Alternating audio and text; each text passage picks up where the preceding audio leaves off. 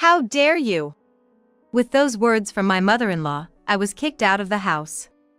My mother-in-law, Patricia, had been injured and was urgently taken to the hospital. I had rushed there with my husband, Mark, only to be suddenly confronted with such an accusation. All eyes, including those of my husband and father-in-law named Bill, turned to me. And so, I was expelled from the family for an unfounded crime. But I had no memory of doing anything wrong. Later, with advice from a certain individual, I realized there was a shocking truth about Patricia. My name is Sarah. I'm a 37-year-old housewife.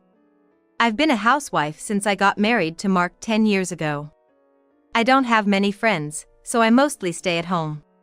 Mark and I have been dating since college and decided to get married a while after we both started working. A few years back, we started living with my father-in-law Bill and mother-in-law Patricia. Originally, we wanted to have kids, and decided against living together considering the kids. But, we found out we had trouble conceiving. We tried infertility treatments desperately, but couldn't have a child. Continuing the treatments would not only be expensive but also mentally stressful, so we decided not to have children. That's when talks about living with my in-laws began. Honestly, I wasn't too keen on the idea. But my in-laws didn't seem like bad people, so I thought maybe living with them might be okay. We began living together on the condition that Mark would always have my back. Considering the age of Patricia and Bill, I handled most of the household chores. I'd wake up at 5 a.m., adjusting to their schedule, and make breakfast. Lunch was made according to their individual schedules. I did the cleaning daily and sometimes even drove them to the hospital when I had some spare time. I did my best for my in-laws and I thought our relationship wasn't that bad. But one day, I overheard a conversation between Patricia and Bill. That day, I had plans to have lunch with a friend, so I made lunch for my in-laws early and left the house. I was enjoying lunch at a cafe with my friend, but she had to leave early because her daughter got a fever. As a result, I ended up parting ways with my friend a few hours earlier than we had originally planned. I thought about making a detour somewhere, but I just did my grocery shopping for dinner and headed straight home.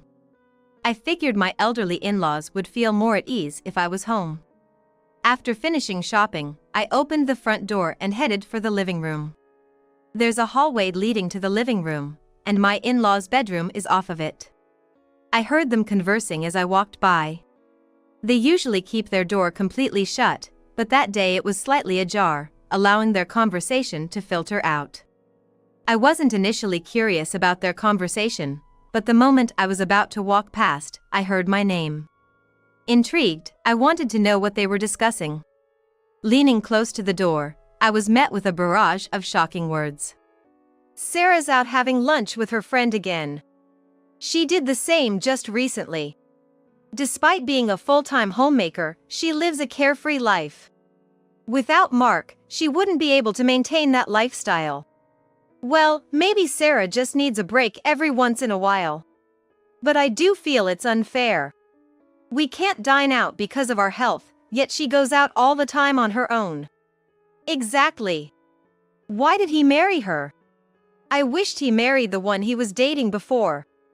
Besides, Sarah has a rather unrefined side. Her cooking isn't great either. I discovered that especially my mother-in-law had a negative perception of me. I had never heard such comments directly, and Mark had never mentioned that his parents disliked me. So this was my first time realizing that they did. Knowing they disliked me made interactions with them somewhat awkward. Of course, I continued with my usual chores and tasks, but the conversations between us started dwindling. It was hard to confide in Mark, and if I did, confronting the in-laws would likely lead to denial, making my case harder.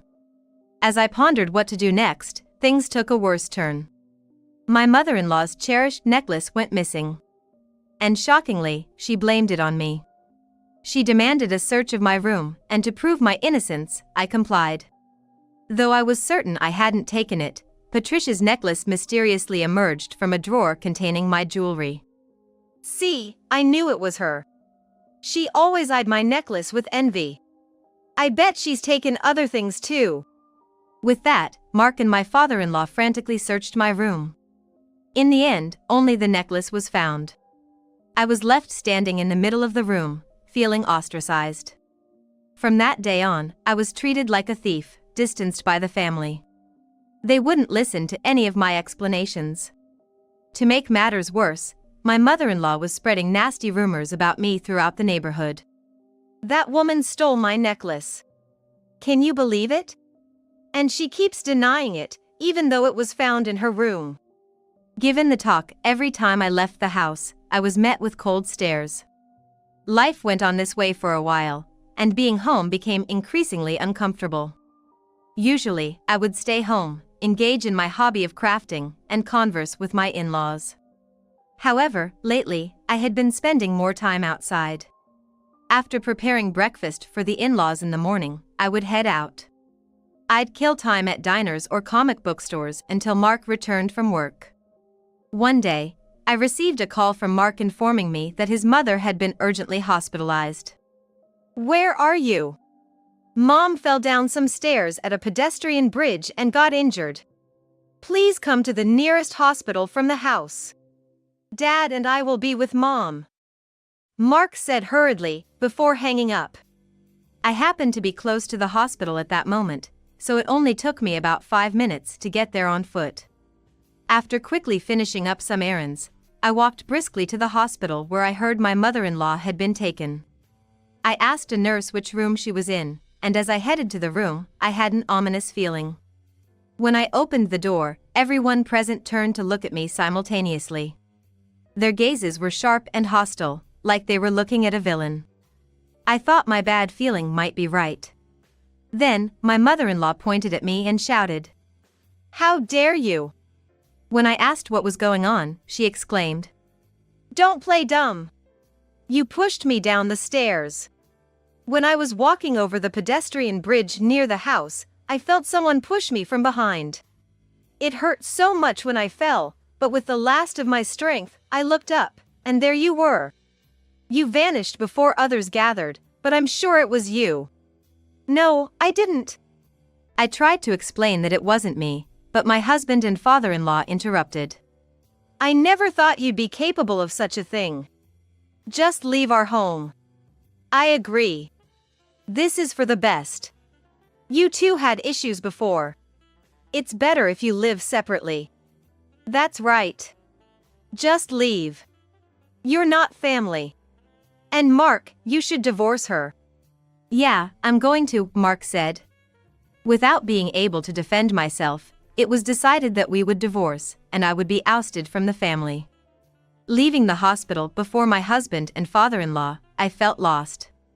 I never imagined things would turn out this way, and my parents live far away. It would take a lot of effort to move my belongings there. Moreover, my parents were strict, and I didn't know what they'd say if I told them I was divorcing. However, at that moment, I thought they were the only ones I could rely on. On my way home from the hospital, I called my mother. "I'm sorry. I'm gonna get a divorce and I want to come back for a while. Is that okay?" Hearing the tone of my voice, my mother sensed something was wrong. "Okay, I understand. I'll tell your father. Just pack what you can for tomorrow. We'll rent a large vehicle and come over." When I got home, I packed my belongings as my mother instructed. I couldn't take everything, so I left the furniture. I packed my clothes, accessories, and mementos in boxes. I came across a photo of me and my husband. I wasn't sure if I should keep it. I loved him and I thought we could have lived happily together if it weren't for this incident. But I knew there was no going back. I'm sure he'll contact a divorce lawyer by tomorrow, and I've decided to throw away all the pictures of my husband once and for all. The next day, my parents came over in a large truck that could carry all my stuff. "Long time no see. You probably didn't sleep well last night. I'll drive, so you just rest in the car." And my father drove the long 6-hour journey by himself. My father had told me to get some sleep, but tears streamed down my face in the back seat, overwhelmed by my parents' kindness. I wasn't sure if they noticed or not, but they, sitting in the front, didn't say a word to me. After about 3 hours, my parents and I made it back home safely. I know you're tired, but could you tell me a bit more about what happened? You haven't done anything wrong, right? Given the situation, there's a chance you could be arrested, so I really want you to tell me everything, my parents asked, looking for more details. I explained that I was suspected of stealing my mother-in-law's necklace and now was being accused of pushing her down the stairs. That's a lie, right? Why would anyone make up such a story? I think someone either wanted to harass you, or they had something to hide. That's the only two options I see. Something to hide? Maybe someone who shouldn't have been there was present and Patricia got seriously injured by accident. So they're trying to blame it on Sarah to cover it up, maybe? What my father said made sense. But I had always thought such things only happened in TV shows or movies. No official complaint was made, and I just wanted to get a peaceful divorce. However, it seemed my parents thought otherwise. Well, it made sense. If their only daughter was being framed, they'd naturally want to prove her innocence. Maybe we should do a bit more investigation? I'll also reach out to some folks I know. Considering my parents' advice, I decided to look deeper into the matter. Just as I was about to look into the situation in detail, divorce papers from my husband's attorney were mailed to my parents' house. I thought having the divorce papers in front of me might make me reconsider. But to my surprise, I realized my feelings for my ex-husband Mark were gone. Probably because he had never supported me. Over time and through various events, I just didn't love Mark anymore. Having finally cut ties with Mark and both his parents, I began to seriously investigate the incident. Patricia, who used to be my mother-in-law, doesn't seem to have filed a complaint, and it appears the police and hospital staff find it a bit suspicious. Given the fuss she made, everyone probably expected her to file a complaint. Digging deeper would be quite a hassle. So, I decided to seek help from my father. He used to work for the NYPD, so he has many connections within the force. He was able to arrange for me to view the security footage from the nearby cameras. Security cameras don't store footage for very long, but thankfully, the footage around the staircase where Patricia was allegedly pushed was still available. Examining the footage closely, it was clear that Patricia was indeed pushed down the stairs. However, no matter how much they zoomed in, it wasn't me. To further solidify my alibi, I checked the footage from where I was at the same time. It showed me taking care of some business. This proved my innocence. Turns out, when I got the call about Patricia's accident, I was at a different hospital. Having endured more than my fair share of harassment from Patricia and her group, I had been visiting a psychiatrist. That day, I had an appointment, and the footage showed me leaving the psychiatrist's office. This confirmed I wasn't to blame, but I wasn't gonna let it end there. To clear my name from all the humiliation I'd suffered, I chose to confront Patricia and her group head-on. I brought an attorney with me and headed to Mark's house. After consulting with an attorney, it turned out that due to the emotional distress I suffered, I might be able to claim compensation. At home, there were Mark, Patricia, and Bill, my ex-father-in-law, all staring at us with puzzled looks. Who's that guy? Why bring someone like that here now? I said I wouldn't press charges, so you should be grateful. In response to Patricia, the attorney presented a document. What's this? The document stated that I was not the cause of Patricia's injury, and that someone else had pushed her down the stairs. I apologize for the late introduction. I am Sarah's attorney. As mentioned in this document, Sarah was somewhere else on the day you testified that she was pushed down the stairs. Of course, we've already verified the truth with security camera footage. If you'd like, I can show you the footage. And there was another person visible near the stairs besides you, Patricia. When the attorney explained that much, Patricia quickly pulled the document towards herself. What the heck is this? Just when I thought you'd suddenly show up, this is all in the past. I said I'd forgive you, so please don't bring it up anymore. Patricia was clearly panicking. Both Mark and Bill seemed suspicious. Why are you so flustered? If Mom didn't do anything wrong, you should be confident about it. That's right, We're on Patricia's side, after all. Despite their reassuring words, Patricia's face grew paler. Aren't you too curious about who pushed Patricia down the stairs? I do wonder. Who was it? Who would do such a thing to my dear wife? I won't forgive them. Well, hold on a sec. Ignoring Patricia's attempt to stop me, I continued. It was Patricia's affair partner. Her affair partner? Patricia had been infatuated with a man for some time. That man was a bartender, and Patricia had gone into debt just to lavish money on him. However, no matter how much money she gave him, he never truly belonged to her. Frustrated, Patricia confronted him. That confrontation took place at the top of those stairs. Even though Patricia didn't own the man, reports indicate that there was a physical relationship between them. It seems Patricia was waiting for the man to leave the bartender job, but he showed no signs of leaving and often went out with other customers. The man had always seen Patricia as a troublesome client, and in a fit of anger, he allegedly pushed her down the stairs. Realizing the gravity of his actions, the man tried to help Patricia, but she said, "It's okay. We'll say my daughter-in-law did this. You should go home." Unable to approach the police for this particular investigation, they had no choice but to hire a private investigator. Pictures capturing the two are clear, and there's no way to deny it. Upon presenting the evidence to the police, an immediate investigation was launched, and the man was arrested. During interrogation, he confessed everything that transpired between him and Patricia on the staircase. Tell me it's a lie. Please say it isn't true. Cheating, huh? You're the worst. Realizing there's no escaping the truth, Patricia immediately began to apologize. I'm sorry. I was just so lonely. What do you mean, lonely? I've always been there for you. We're getting a divorce. I don't want to hear any excuses. Upon being exposed, Patricia faced an immediate decision of divorce. Though she tried desperately to salvage her relationship with Bill, he was too enraged to listen. Mark, too, was shocked to learn of his mother's infidelity and looked at Patricia with disgust. Moreover, the amount of debt Patricia accumulated to lavish the man was several $100,000, an amount she couldn't possibly repay with her pension alone.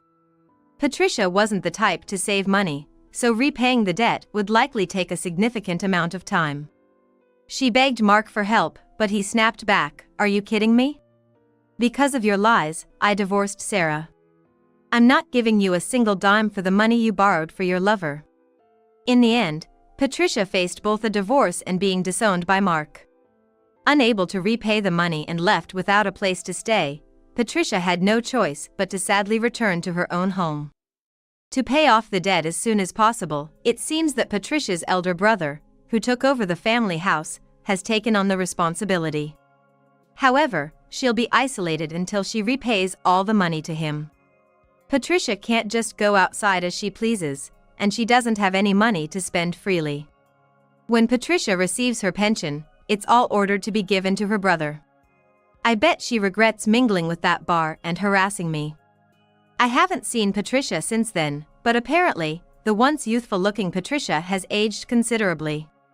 And for me, having been mentally tormented by those three on a daily basis, I managed to get a small amount in damages. From a certain point, whenever I spoke to those three, I always made sure to have a voice recorder on, so I had more than enough evidence when claiming for damages. Later on, I received numerous messages and voicemails from Mark expressing his wish to reconcile. But I'm not gonna get back with Mark. Even though he had promised to always be on my side when we moved in together, just thinking of being with Mark, who couldn't even keep that single promise, gives me the creeps. I'm sure if we were together in the future, I'll find more unpleasant things about him, and in the end, I'd be the one getting hurt. It seems Mark and Bill are living together, but with Patricia and I gone, their house is said to be filled with a cold atmosphere.